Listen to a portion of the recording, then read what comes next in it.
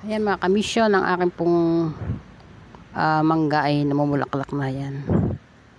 So sabay-sabay po uli ngayon yung aking tropical fruit. Mangga, langka, pinya. Yung dragon fruit medyo matagal pa ng konti.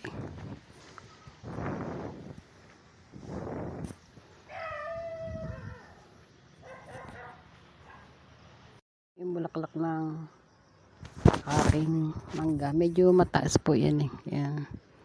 Dalawang klase din po yung mangga ko dito, isang pico, isang kinalabaw at isang Indian mango. So bali tatlong yung pong Indian mango kasi bali hindi po siya pangkaraniwan lang po siya, hindi po masyadong pansin yung kanyang bunga. Ayan, ang ganda po ng bulaklak ng mangga. So napapadan po, hindi ko po siya pina-sprayan yan sa panahon. Bulaklak po talaga siya sa panahon. Kaya ang ganda po. Ayan, mga kamisyon. Malapit na po yung mamunga. Ayan, ang ganda. Ganyan po ang bulaklak ng mangga. O sana nga po hindi maulan at nang magtuloy, mayroon na po siyang maliliit na buko or bunga.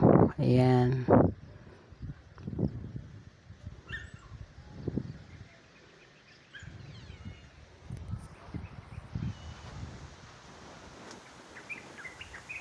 Ayan po is against the light.